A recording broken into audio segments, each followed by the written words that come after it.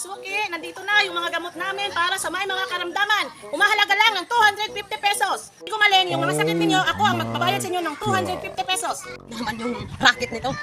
Pag hindi raw gumaling, siya ang magbabayad. Tamang-tama, wala akong pera ngayon.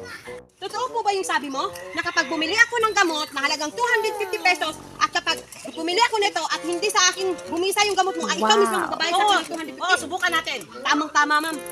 2 weeks na wala akong panlasa. Meron po ba kayo dyan? Tamang-tama itong calamansi ko. Fresh from the farm of America. Subukan natin.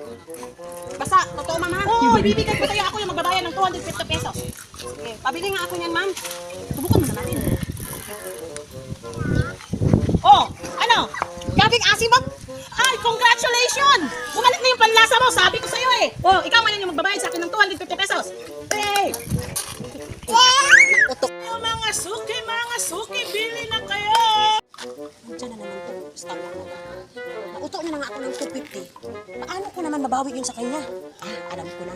Magpapanggap ulit ako na may sakit ako. Pero kahit anong gawin niya, hindi na talaga ako magpapakita sa kanyang gumaling na ako. So, ano yung suki? May bibili sana ako ng gamot pang paamoy. Ganun pa rin ba na kapag hindi ako gumaling, ikaw magbibigay Kung sa ako akin? yung magbibigay sa'yo ng 250. Tamang-tama, ma'am. Hindi na naman ako makaamoy ng maayos. Meron ka bang gamot dyan? Ito, tamang-tama ito. Subukan natin.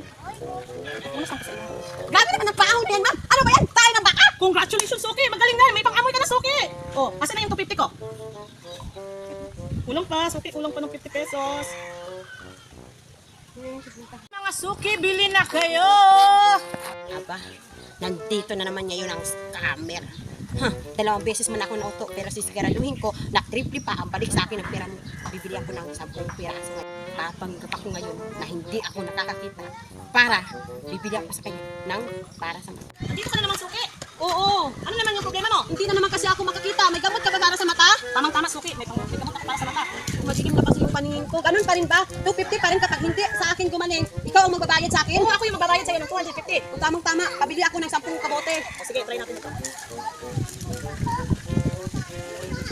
Oh, Ano, suki? hindi pa rin ako talaga makakita. Tamang-tama, suki. Gab, Dahil suki kita, papipiliin kita. May bibigay ako sa'yo. Oh, pumili ka. ito, 500. Congratulations, suki! Nakakakita ka na. Akin na yung 250 mo.